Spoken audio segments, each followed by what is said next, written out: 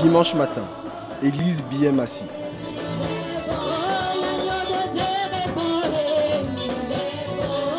La louange bat son plein, sous l'œil bienveillant du pasteur. Aujourd'hui, il ne va pas se contenter de prêcher sur la santé spirituelle de ses fidèles. Pour faire face à l'augmentation inquiétante du nombre de diabétiques dans sa congrégation, il a décidé de prendre le taureau par les cornes. Aujourd'hui est un jour spécial avec la campagne de santé des fidèles et des populations environnantes de la paroisse de Bié-Massi sont informés qu'une campagne de dépistage précoce gratuite du diabète.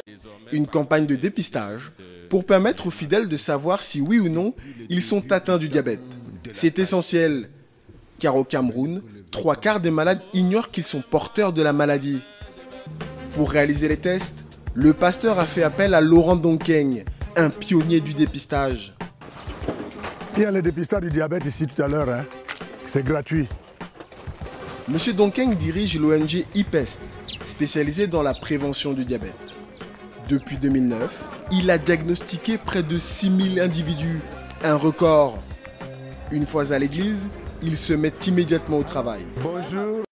Bonjour les amis. Pour attirer un maximum de personnes, M. Donkeng doit faire preuve de pédagogie. Certains paroissiens n'ont pas confiance dans ce type de campagne. C'est le cas de ce monsieur, victime d'une erreur de dépistage il y a quelques jours. Je sors de là. J'ai même failli être placé comme diabétique alors avec les erreurs des laboratoires. Pour le rassurer et tenter de le convaincre, M. Donkeng explique les particularités de sa méthode. Nous sommes ici en train de faire un dépistage différemment des autres. Parce que nous ne recherchons pas seulement la maladie, mais nous recherchons les facteurs de risque de la maladie. Voilà. Vous comprenez? Donc ce qui veut dire que vous pouvez ne même pas être malade et puis maintenant être dans une position telle que demain ou après-demain vous serez malade.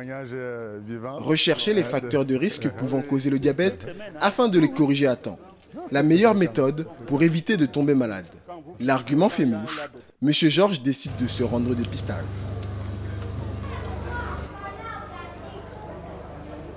La première patiente est déjà arrivée. M. Donkeng lui administre un questionnaire visant à mesurer la probabilité qu'elle soit diabétique. Elle augmente notamment en fonction de l'âge, du poids, de la non-pratique du sport, d'un taux de sucre dans le sang trop élevé. Au bout de quelques minutes d'entretien, M. Donkeng relève plusieurs signes inquiétants. J'observe que c'est une patiente qui doit certainement être hypertendue, mais qui n'est pas prise en charge. Elle développe une obésité et avec des antécédents familiaux d'hypertension au niveau de la mère. Donc ce qui fait d'elle bon, il y a aussi le sport insuffisant qu'elle développe, ce qui fait donc d'elle déjà un sujet à risque. Le diabète est une maladie caractérisée par un taux de sucre dans le sang, appelé glycémie, supérieur à 1,26 g par litre. Pour vérifier si Mme Koundou est atteinte, le spécialiste prélève une goutte de sang et la pose sur ce lecteur de glycémie. La glycémie est de 0,98. Elle est bonne. La patiente n'est pas diabétique, mais elle va devoir perdre plusieurs kilos pour ne pas être exposée. Le culte est terminé. Les membres de l'église prennent d'assaut la campagne de dépistage. M. Donkeng est assisté par plusieurs infirmières. Au total, plus de 70 consultations effectuées. L'équipe dépiste 2 cas de diabète, parmi lesquels M. Moulevin. Il présente une glycémie de 2,37 g, soit 1,2 g de plus que la normale.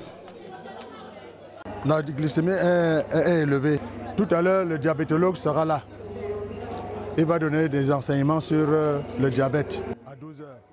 Objectif de ces enseignements, donner des conseils pour éviter de contracter la maladie, au premier rang desquels l'importance d'une alimentation saine et équilibrée. C'est le docteur DAIM, diabétologue à l'hôpital central, qui va animer la causerie éducative. Ça fait plus de 15 ans que son service collabore avec M. Donkeng dans le cadre de la prévention du diabète. Il est venu donner des conseils nutritionnels et mettre en garde contre une alimentation trop riche en graisse.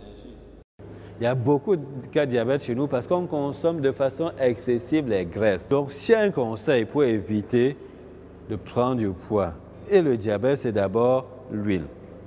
Je diminue l'huile. Je cesse de frire le poisson ou le poulet ou les pommes. En plus des bonnes habitudes alimentaires, la pratique régulière du sport permettrait, selon certaines études, de diminuer le risque de diabète de 30%. L'activité physique régulière. Il faut bouger, pas une seule fois. Il ne faut pas aller faire juste ce qu'on appelle 2-0 chez nous. 3 fois par semaine. Mais ceux qui ne peuvent pas courir, qu'ils marchent, qu'ils profitent des activités de la vie courante pour bouger. Alimentation réduite en graisse, activité physique, des moyens efficaces de prévention contre le diabète. Mais que faire lorsqu'on est déjà atteint par la maladie? Comment éviter les complications?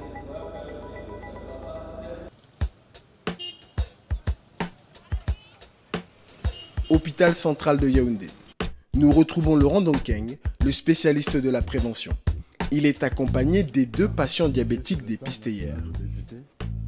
C'est le centre national de référence pour la prise en charge du diabète. Les patients ont rendez-vous avec des médecins pour vérifier si l'excès de sucre dans le sang n'a pas endommagé leurs organes. Une étape parfois stressante, ce qui explique la présence de M. Donkeng. Il y en a aussi qui sont tellement traumatisés qu'ils n'ont pas le courage d'affronter le personnel médical. Pour les rassurer, rien de tel qu'un autre visage familier. Le groupe salue le docteur D.A.M., le diabétologue qui a animé la causerie éducative. Bonjour docteur. Bonjour. Bonjour major. Ce dernier les confie à ses infirmières pour le premier examen. S'assurer que le dépistage d'hier est correct en mesurant la glycémie. 2,21 g à jeun. Ce qui confirme que M. Moulevin est diabétique. Ensuite, c'est la consultation approfondie auprès d'un médecin généraliste. Une étape essentielle pour la prévention des complications du diabète. Le docteur examine certains organes du patient pour déceler d'éventuelles anomalies. M. Moulevin se plaint de douleurs aux orteils, un cas fréquent chez les malades. Vu que le patient est diabétique, parfois ils ont des petites lésions entre les orteils qu'ils méconnaissent à cause souvent des complications du diabète, les troubles de la sensibilité. Donc il faut vérifier qu'il n'y a aucun souci. En cas de souci, il faut traiter. Le médecin a remarqué plusieurs signes suspects et prescrit une batterie de tests. Voici les différents examens que tu dois faire. J'ai fait différents papiers. Ça, c'est l'examen pour voir comment ton cœur fonctionne. D'accord. Ça, c'est l'examen pour savoir si le diabète a atteint aussi tes yeux ou pour ton glaucome sur lequel tu es là.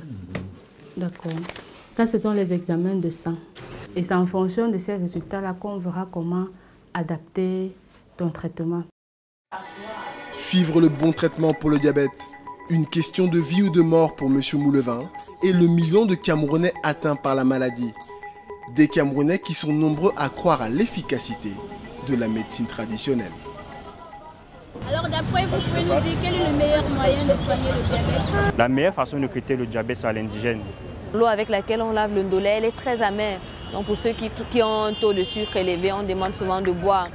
C'est un traitement très efficace. Je connais des personnes qui ne souffrent plus à cause de cela. On peut adopter également des solutions naturelles, qui sont des solutions à partir des plantes, à partir des produits de nature. Consommer des produits naturels, c'est justement ce qu'a fait Madame Bamen, une diabétique dépistée en 1989. Pendant 15 ans, elle fréquente des naturopathes qui lui jurent qu'ils ont trouvé le remède miracle. Prétendant pouvoir guérir son diabète, ils lui font consommer des écorces de manguier, des noyaux d'avocat, du jus de ndolé. Madame Bamen dépense des millions de francs CFA en vain et frôle la mort à plusieurs reprises. Aujourd'hui, elle utilise son témoignage pour mettre en garde les autres diabétiques. Quand on te dit que tu as une maladie incurable, ton moral tombe. Tu commences à avoir peur, à voir tes obsèques, à voir ta veillée, à voir ceci, à voir ça. Tu dis non, si je peux éviter cela, je l'évite. N'importe qui vient devant toi. Et comme tous ces charlatans-là sont des bons parleurs, ça a été une période très sombre de ma vie. Triste expérience. Parce qu'en prenant les produits traditionnels, on me faisait croire que ça devait guérir le diabète. Et ça a failli me tuer. Je suis même allée jusqu'à boire les urines. Et ces urines m'ont encore causé d'autres problèmes dans le corps. Ce qui tue, ce qui dérange le diabétique, en réalité, c'est l'ignorance. Pour un diabétique, pour s'en sortir, il faut être suffisamment informé. Mieux informer les malades, l'un des objectifs phares du Centre national de l'obésité qui multiplie les actions de sensibilisation. Nous retrouvons le docteur DAM à l'hôpital central de Yaoundé. 30% des diabétiques qu'il reçoit ont recours à la médecine traditionnelle. Il a donc décidé d'organiser une réunion de sensibilisation pour les jeunes diabétiques, au cours de laquelle il fait un exposé médical argumenté. La médecine traditionnelle est véritablement un danger pour les jeunes personnes vivant avec le diabète. Ces personnes-là ont un diabète dit de type 1, c'est-à-dire que leur corps ne fabrique plus l'insuline, qui est la substance que l'organisme fabrique pour normaliser le taux de sucre dans le sang. Et comme l'organisme ne fabrique plus, il faut remplacer à travers des piqûres ou même des pompes à insuline. Or, très souvent, les personnes qui vont chez les tradipraticiens arrêtent leur traitement par insuline et sont de fait exposés à des complications graves, notamment l'accumulation de certains déchets qu'on appelle les corps cétoniques, le risque de coma et de décès. Nous encourageons toutes les personnes qui vivent avec le diabète de type 1 ou les parents des jeunes personnes vivant avec le diabète de type 1 de ne jamais les amener chez les tradipraticiens. Parce que s'ils avaient trouvé la solution, on le saurait et on l'appliquerait. Mais pour le moment, les informations à notre disposition montrent qu'ils n'ont pas encore trouvé la solution et que la plupart des enfants qui y vont se dégradent et parfois certains reviennent. On arrive à les sauver, d'autres ne reviennent pas parce qu'ils sont décédés. Chaque année, le diabète entraîne plus de 500 000 décès au Cameroun. Il est donc impératif de continuer à promouvoir les campagnes de dépistage, une bonne hygiène de vie et la prévention des facteurs de risque, des objectifs prioritaires pour faire reculer cette pathologie.